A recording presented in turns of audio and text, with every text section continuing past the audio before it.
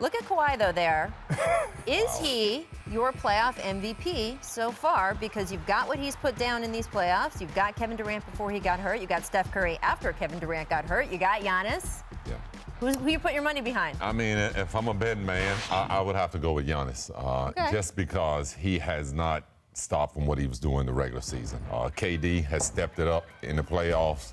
Obviously, Kawhi has stepped it up, but what Giannis have done, he's shown it throughout the whole regular season, and he's stepped it up even more in the playoff. And he's playing with a lot of force. Yeah, he really is. And I think when a guy is playing like that, reminds me a lot of Shaq, that the opponent, you're going to have a lot of problems. Yeah, I'm picking Kawhi, mainly because if you look at Kawhi, there's been those conversations about Kyle Lowry not giving enough help and him showing up. Even in this game, the amount of shots that he took to get to where he was at the end of the game was so impressive, and he's asked to do so much more. We've seen the Golden State Warriors win 2 games without KD, so that eliminates him. Steph has been up and down. That eliminates him. Giannis would be the other person, but even they, I think their journey has been far easier, right? Going against Boston, I think, was a little bit easier, even though they lost game 1, than it was here. Kawhi is the central focus of this team, and the rest of his teammates haven't played great in this postseason. So for him to hit that shot in that moment, that has to give the edge to him. Is he moving up in your best player on earth player rankings? Oh, well, you know what it was? It was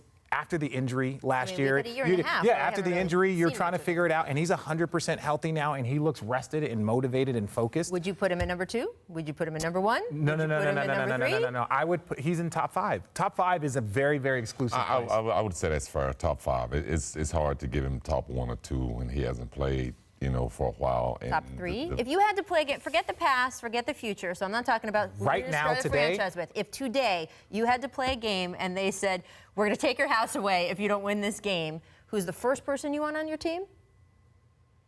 Kevin Durant. Still Kevin Durant? KD. If Richard has already picked Kevin Durant, who do you want on your team? I'm out to sit here and watch James Harden dribble for 40 minutes, but I'm taking James Harden. No way. I'm still going Bron second, and then I think Kawhi is third because of what he can do more than Giannis. Right. Giannis is a monster, but you can just give the ball Kawhi in all of these moments. Giannis can't hit a shot like that. He can't hit a 3. He can't do all of these other things. I'm going to disagree with that. Disagree. I mean, Shaq could not hit a shot or do none of that. But you still take him. You lined up some guys here. But we're not talking about we're talking about one game.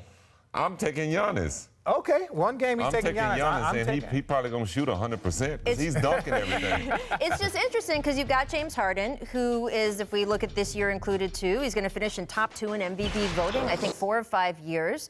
But if you look at this weekend, James Harden had a golden chance to do something great in the playoffs. You going to take James Harden, number 2?